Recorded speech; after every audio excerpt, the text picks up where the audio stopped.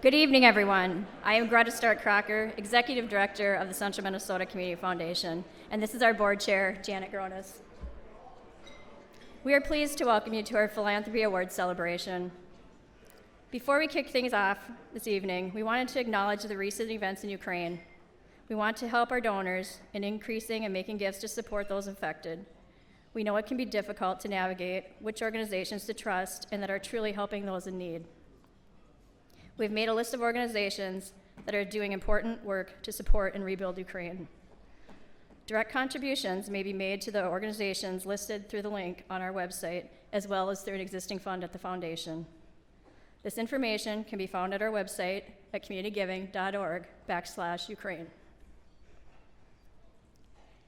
Well, we've made it. It's springtime, and I've seen a couple robins, and I've run into several potholes. People are golfing and thinking about gardening, and we are celebrating here today in person. I hope you've enjoyed this time to be together with friends and the award winners, people that we just have not been able to see for the last couple years. So welcome. Since we've last met, we have been busy at the foundation doing our best to create pathways and build communities.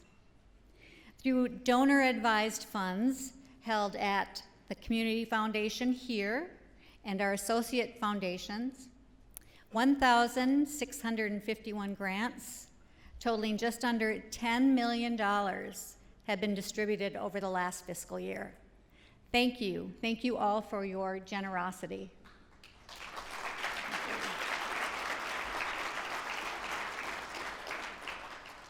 In addition to that money, we've had 12 competitive grant rounds, and we've been able to grant out $580,000 to support our central Minnesota community. One of these competitive grant rounds is the Difference Maker Grant, and that's funded by our Community Impact Fund. This fund is designated to assist local nonprofits as they address immediate and emerging needs within our community. The fund has targeted a myriad of community crises, including food insecurity, homelessness, domestic abuse, and mental health. As the need grows, so does the need for funding. Proceeds from this evening's event will go to the Community Impact Fund, and we welcome your additional philanthropic contributions as well. As we look forward to the future and work to create new pathways, one of the ways we've been working to bring the community together is through our Building Equity Through Dialogue series. The convenings are designed to identify and address existing conditions of racial equity related to health, education, housing, employment, economy, and community engagement in the St. Cloud area. Our hope through these conversations is that we can have open dialogue discussion, build bridges, bond, and learn as a community. The goal of these convenings is to engage relationship building and trust building, and ask you as community members to become engaged in action groups after the series has ended. These organic action groups can be helpful and assist in change centered around those key areas we mentioned. 3 sessions remain in the series, and we invite you to be a part of the conversation. Please see the handout on your table for additional details. Beginning in April, we will once again be offering our renowned Get on the Bus tours. We are actually going to be able to be in person again on April 21st for our first event. This particular Get on the Bus tour is touring the Ellison Center, which is a local organization dedicated to childhood mental health. We'll be touring the Central Minnesota Mental Health Center, and we'll be learning more about the United Way of Central Minnesota's 211 crisis line. Look for an invitation on email, plus more information. We have a Facebook page, so look us up on Facebook as well, and make sure to do your best to get on the bus with us. At Central Minnesota Community Foundation, we had the privilege and pleasure of helping individuals, families, and organizations exemplify generosity and achieve their philanthropic goals. Each year we gather to share inspirational stories of today's goodwill, tomorrow's legacy, and a shared vision to harness good goodwill for a greater impact. When these elements come together, truly amazing things happen in our community. Tonight, we are proud to recognize Debra, Leigh, Dennis and Barb Gregory, and Melinda for their leadership and philanthropy in Central Minnesota. Our first awardee tonight is the recipient of the Women's Fund ATHENA Award, Debra Leigh. Let's hear her story.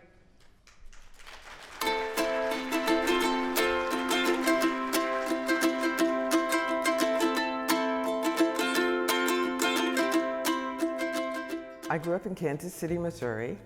I'm the second oldest of 5 daughters in my family. I had started taking dance classes when I was 16, actually, just at a local dance studio, a small local dance studio. And one of my friends at the studio said that her brother was going to be going to the Conservatory of Music and Dance, and that I should audition. And I did. I wanted to dance with the Kansas City Ballet. And I remember having a conversation with my ballet teacher, Tatiana Dukadaska, and I asked her, why can't I be the Sugar Plum Fairy? And I auditioned, and a lot of the stages that I performed on in Kansas City, I was the first Black woman to perform on those stages. But I did a lot of dinner theater. I also auditioned for the Kansas City Kings Glitter Girls, which was a professional cheerleading group. And we cheered for the Kansas City Kings. When I graduated from college, I was doing some teaching at the college already for the non-major classes. And I really enjoyed teaching. And I realized that if I wanted to be faculty, I needed more education. So I went to graduate school, University of Illinois in Champaign-Urbana. And I got my graduate degree there. And I came back to my alma mater and continued teaching. After I had been there for about 6 months, I asked them, when will I be able to apply for a tenure position? And they told me, oh, you won't be able to do that here. The position that you're in right now is for visiting professors, and the longest you'll be able to stay in this position will be 7 years. Right about that same time, I got a letter from St. Cloud State University asking me to apply for a dance position that they had open, and I had thrown it away. I got a second letter from them, again asking me to apply. I quickly sent my resume and a nice cover letter, and I got an invitation to come for an interview. I started in St. Cloud in 1989, September of 1989. I was the youngest member in my department by far, and I was the only person of color in my department as well. The chairperson of the department said, we're going to write your job description for you and give it to you. And I thought, well, that's a little bit strange, because the dean had already given me a job description, and I had the job description when I applied for the position. And I was so disappointed when I finally got the list that they had made for me, because at the very top of the list was clean the storage room. And I thought, oh my God, I just went through all of these years of education to come here, and the thing that they want me to do the most is clean the storage room? I called home, I called my dad and I told him, and my dad said, draw a line through that one and give it back to him. Tell him you're there to teach. And that's exactly what I did.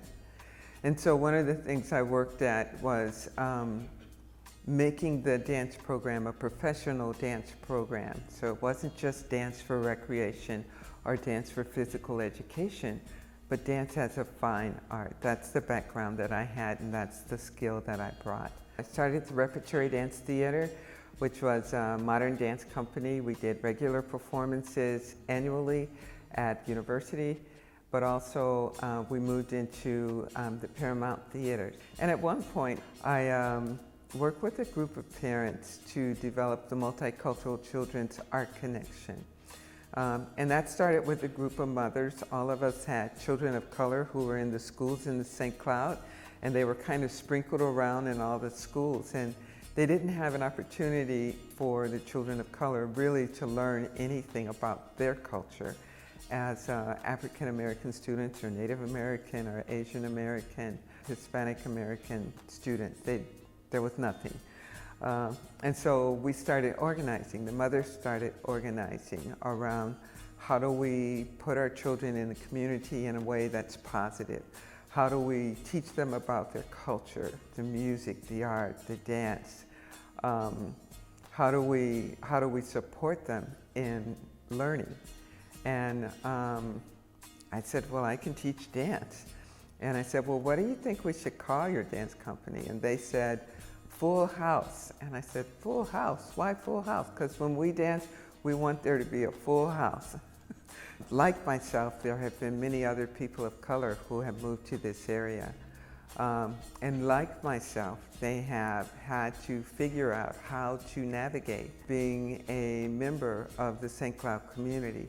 And like myself, they decided, this is home for me now. And I don't want to just survive in St. Cloud, I want to thrive in St. Cloud. Good morning, St. Cloud. Oh, you can do better than that. Good morning, St. Cloud. Martin Luther King Day, I used to go down to the cities every year and help them to put on the events that were going on there. And after about 10 years of that, I decided, why am I going to the cities? Why don't we have a Martin Luther King Day celebration here in St. Cloud? You know, we can really do something that talks about service for our community and serving our community and really bringing our community together around that. I think this year will be the 9th or the 10th annual Martin Luther King Day event that will happen in St. Cloud. And that's pretty exciting. I mean, that's one of the changes that has happened. The same with Create Community. Back in the 80s, we attended an event in the cities that brought the community together to talk about the issues of race. And came back and said, why don't we do this in St. Cloud? This is timely and it's needed. And it will help us as a community to move forward. We started organizing around that with the City of St. Cloud and several of the businesses in St. Cloud. And the first event we did, there were over 600 people who came. Part of the change that I've seen in St. Cloud is the incoming of more people who have chosen St. Cloud as home and as a place where they see themselves not only living, not only surviving, but really thriving. And as a result of that, I've seen the school districts change. I've seen the college culture and college community change. I've seen the workforce change. I've seen our children grow up as friends and in communities that are integrated. Stepping into the position of interim vice president at St. Cloud Technical Community College was amazing. It was almost like when I stepped into the position at St. Cloud State. When I went there in 1989, I felt like I was stepping back into the 70s because the mindset of the people again, especially when it came to issues of equity and inclusion, just wasn't there. So I immediately began doing work to change that. So St. Cloud for me came from a place where issues like race and racism was something you simply didn't talk about, to now a place where it's something that's talked about quite often and quite openly. It's something we teach about. It's something that we value, and it's something that helps the whole community to thrive.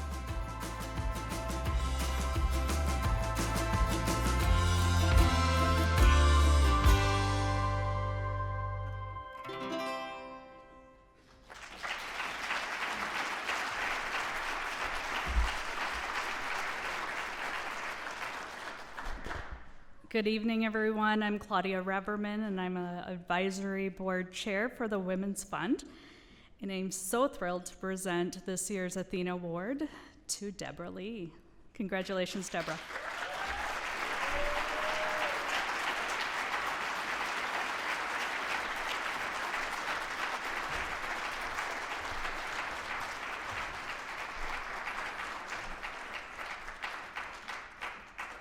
Thank you so much to the Women's Fund for this recognition.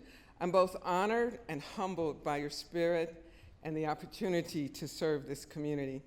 I could not accept this award without also calling out the names of some other amazing women on whose shoulders I stand. First of all, my grandmothers, Frances Smith and Lillian Gordon, my mother who passed away when I was only 10, Gloria Smith, my sisters, and I have 5 of them, Evelyn Hill, Carolyn Stampley, Linda Smith, my sister Pamela Smith, who's here with us tonight, and my sister Gwen Gurin. There's another special young lady who began this St. Cloud experiment with me over 30 years ago. She was only 4 when we came to St. Cloud together on the adventure of our lives. She has often said she didn't want to let me down or disappoint me. But little did she know, I didn't want to let her down or disappoint her. And she trusted me, and she stood by me, and no matter how crazy my ideas sounded or how great the challenges were that I took on, she was right there. And that's my daughter, Desiree Clark.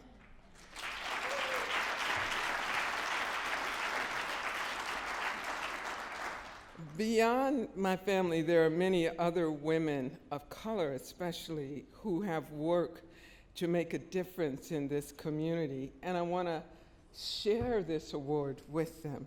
Some of them have passed on already. Some of you may know Lula Mishi, Nellie Stone Johnson. Some of them have moved on, like Dr. June Parrott. Some of them are still here in the community, like Dr. Edamatua Kambo, Dr. Mumbi Mwangi, Dr. Carolyn Williams, Dr. Linda Mahando, my dear friend Toby Jackson passed on, Dr. Josephine Davis, Dr. Patience Togo, Dr. Sangeeta Jha, Dr. Darlene St. Clair, Hetty Tripp, Eunice Ajay, Dr. Kyoko Kishimoto, Dr. Christina Lekule, who started as a graduate student working with me.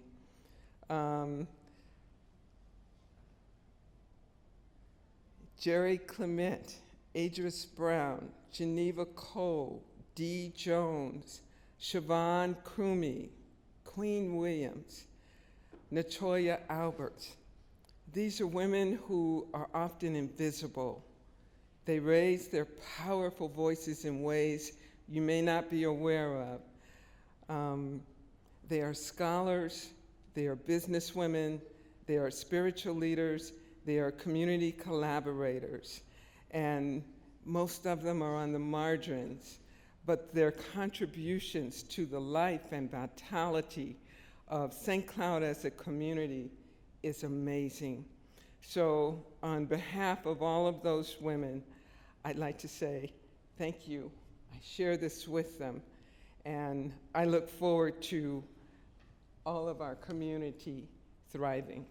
Thank you.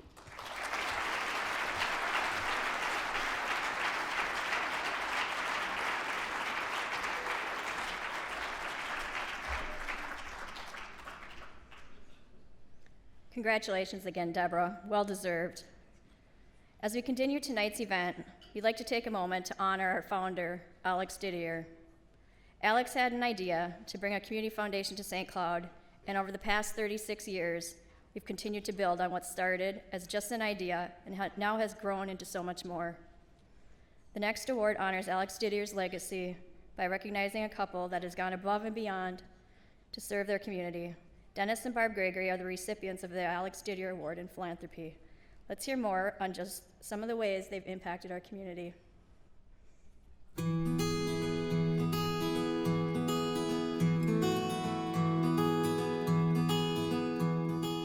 I grew up in Padua, Minnesota, which is a small town. It's a church and a bar, and it was a dairy farm that we grew up on.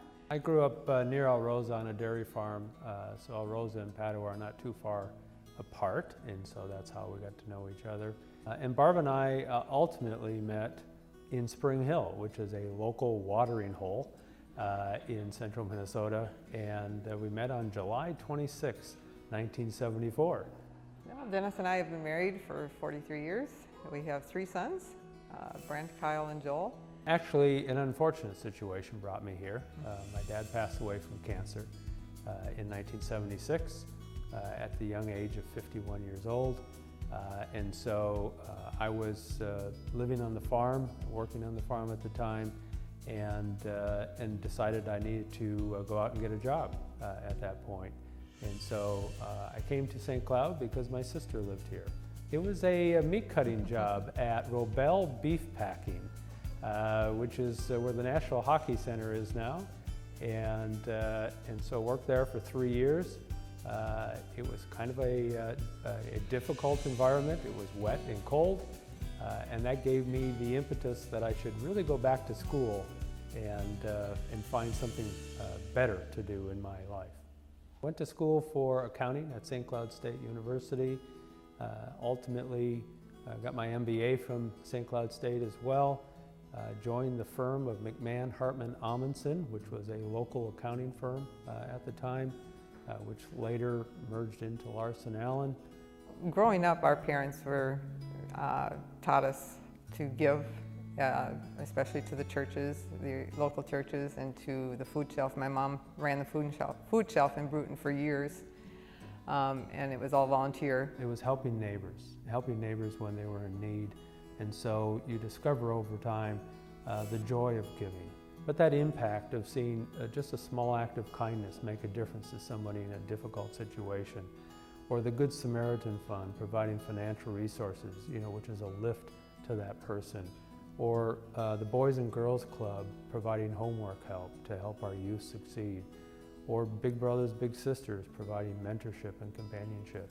There's so many examples of the positive impacts that giving has in our community. And it really is what helps to build that community. I think there's a lot of issues yet around this area. People not having food, not having shelter.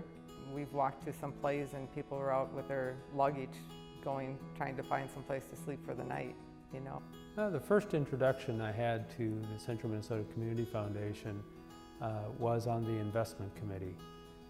I had a particular interest in investing, in investments, and Jerry McCarter thought that I would be a good member of that committee. I was on that committee for 5 or 6 years before I joined the board.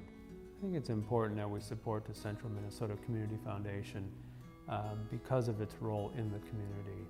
It's a very unique role. Each nonprofit has a role in the community. They have their mission statement, they have their passion. The Central Minnesota Community Foundation is an umbrella over all of those organizations, providing the support for those organizations, providing the conduit for the donors to better understand the needs of those particular organizations, and being able to, again, connect, engaging people, connecting resources, building community, which is their tagline, which is exactly what they do so well. We are very honored to receive this award for the Didier Award. We know there's a lot of people out there that have done much, much more than we have, but this is a special honor for us. It feels good to make a difference. It feels good to see the impact of your giving. And as I said earlier, it's the right thing to do. If you want to have a strong community, a legacy community that you're giving to your kids and grandkids, you need to be involved. No one's going to do the work if you don't do it. And so you really need to put in the work and effort in order to have a vibrant, long-lasting, strong community for the youth in the future.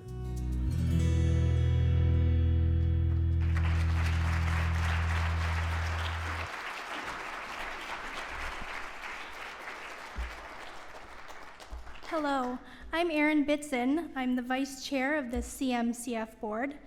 I'm excited to be here tonight to present the Alex Didier Award in Philanthropy to Dennis and Barb Gregory. Congratulations, and thank you both for your incredible work to better our community.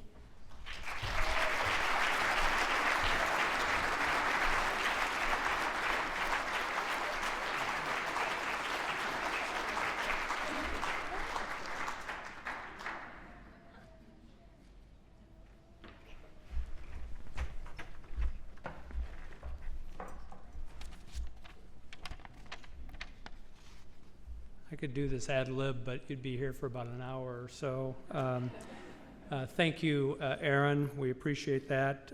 Congratulations, Debra and Melinda, on your awards, well-deserved awards. We certainly applaud your contributions to our Central Minnesota community. We are honored to receive the Alex Didier in Philanthropy Award. So many others, as Barb said in the video, are deserving of this award. We really stand in awe of their collective efforts and impact. Thank you also to our family members.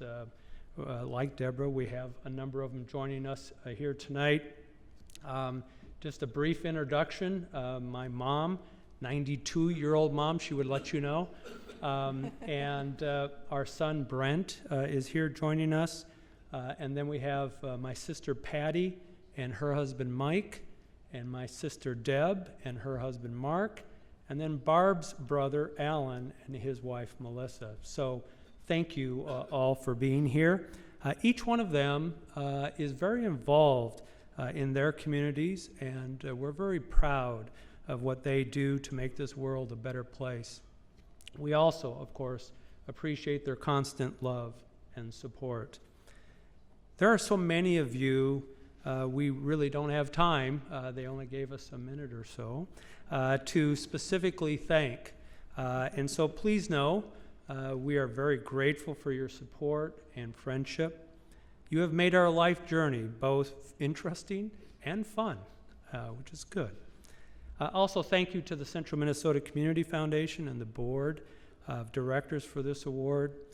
Your recognition certainly means more than we can possibly share. We have the pleasure of being connected to several nonprofits in the Central Minnesota area. These nonprofits truly create and maintain the fabric which makes this community special. The Central Minnesota Community Foundation has always been an important advocate and convener of our community's nonprofits. Their mission of engaging people, connecting resources, and building community has never been more important than now. This mission is critical to building and maintaining our community fabric, a fabric that ensures all community members have access to the resources they need. Thanks to all of you for your support of the Central Minnesota Community Foundation and its work. With your collective efforts, our community is stronger than ever. Thank you.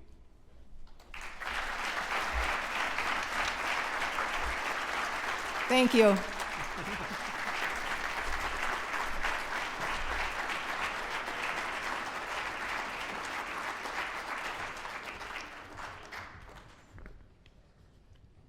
How lucky the St. Cloud area is to have friends and neighbors like Dennis and Barb. Thank you so much for all you've done. Lastly, tonight we'd like to recognize a professional advisor within our community who has significantly contributed to philanthropy in the region. Melinda Gao, recently retired, if you didn't know, recently retired CEO of Quinlivan and Hughes, is this evening's recipient of the Professional Advisors Award in Philanthropy.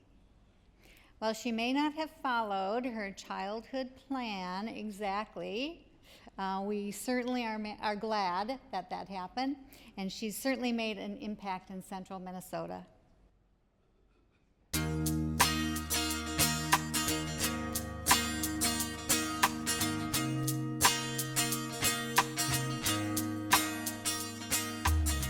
I had a pretty normal, thankfully, childhood. It was my sister, younger sister, and I, and my parents in a suburb of the Twin Cities. I was very involved in lots of different things in high school, and of course that's carried out throughout my life. Growing up, I always wanted to be Julie McCoy on the Love Boat, but never really wanted to go on a cruise. Then the practical side of me won out. I thought I should go into something in business, didn't know what that meant. One day my dad came home from work and was talking about the corporate lawyer, at the place where he worked, who was a woman. And it just sparked something in me. It's like, I want to go into business. This woman, found a great way to be involved in a business. So I started to think more about the law in law school.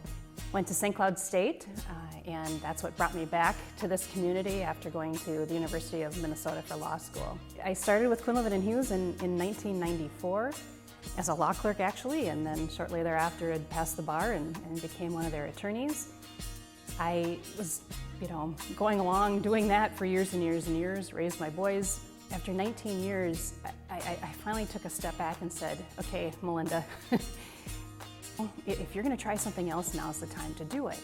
One day I get an email from Steve Jewell. I had been serving on a nonprofit board called the Center for Nonprofit Excellence and Social Innovation with Steve Jewell, and he was pushing an advertisement out because they were hiring Barb Carlson's replacement and she was retiring.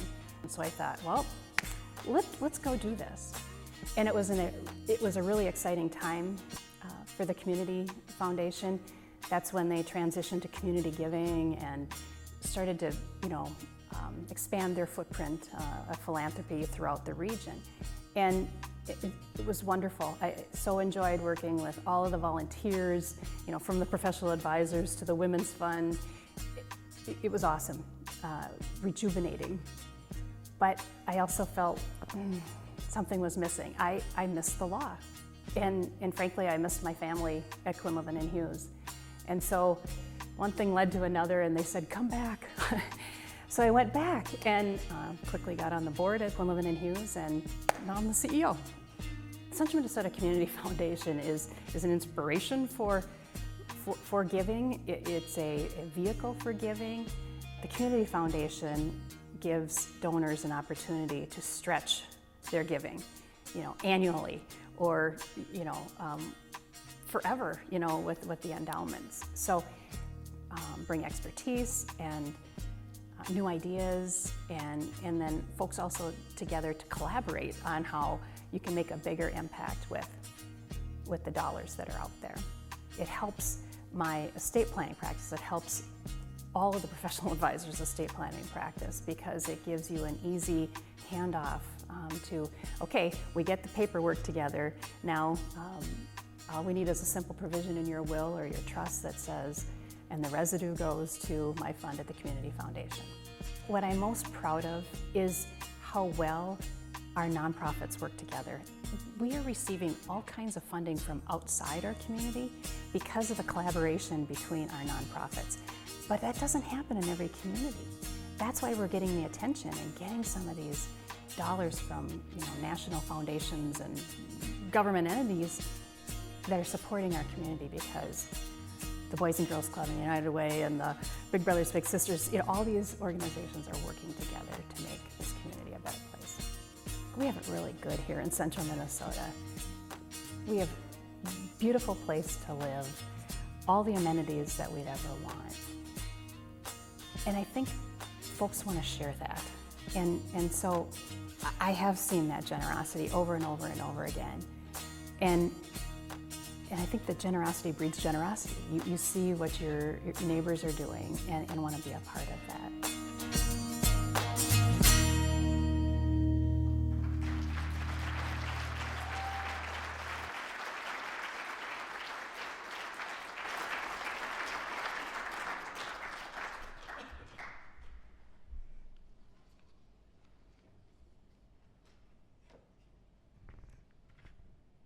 Congratulations, Melinda. We thank you for your service to our donors and our community.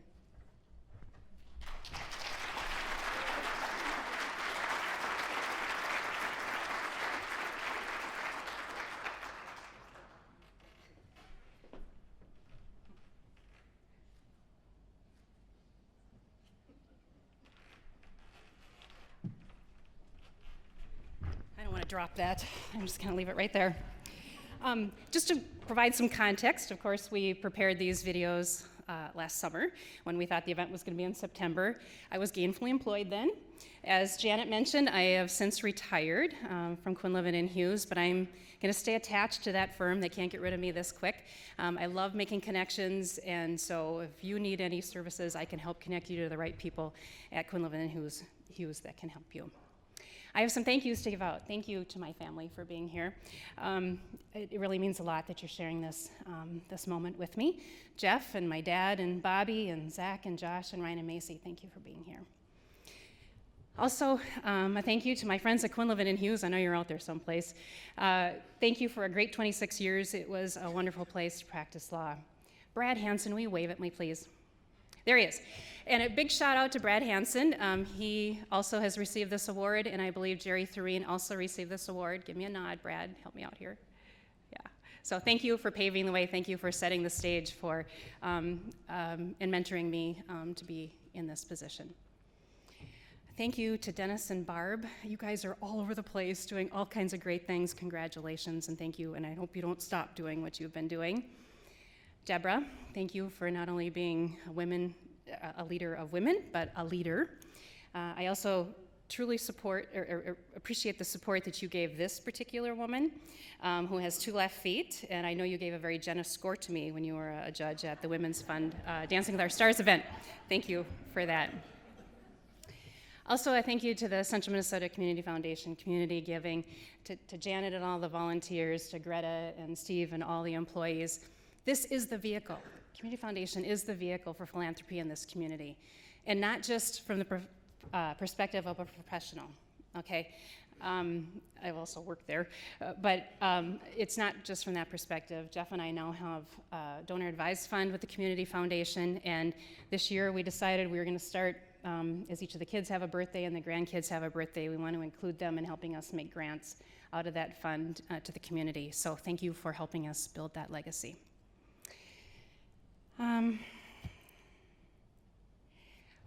Because I'm retired and they don't let me give legal advice anymore, I'm going to take this opportunity to give a little tip to the other professionals in the room, the lawyers and the accountants, the financial planners, all of you that are involved in professional services. You wouldn't be here tonight if you didn't already understand the power of the Community Foundation and how important charitable giving is, not only to the community but to your clients.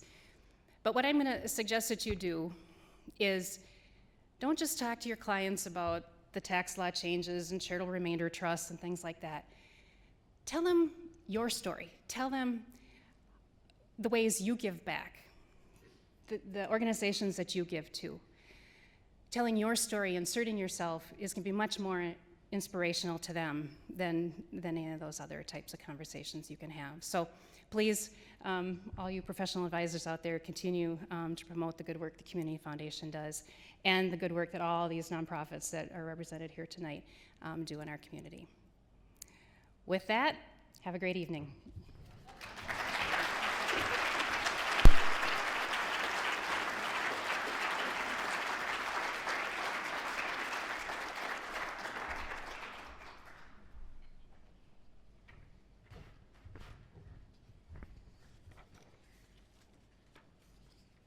Once again, we thank Debra, Dennis, and Barb, and Melinda for their continued impact within our community.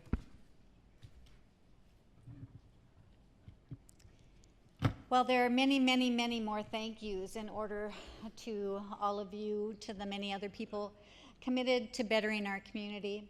We'd like to extend our special thank you to retiring board members, Marianne Mahold, Steve Wenfield, and Debra Leigh. Marianne and Steve aren't here with us tonight, but we welcome Debra back up to the stage.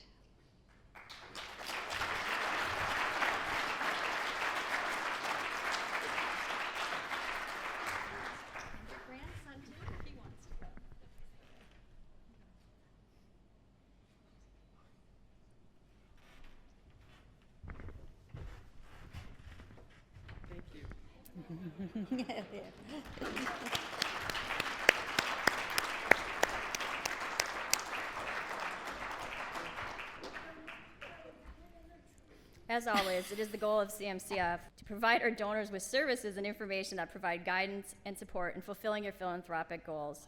Please feel free to reach out to any of us at the CMCF with any questions. Contact information can be found on your table, and there's additional business cards at the front desk.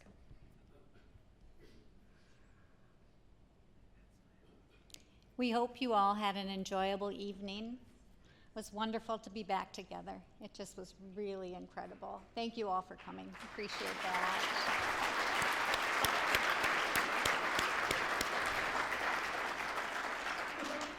We extend a heartfelt thank you as well for allowing the Central Minnesota Community Foundation to be your partner in philanthropy. Your compassion and your commitment to our community is of great significance to so many today and, of course, well into the future. Thank you all.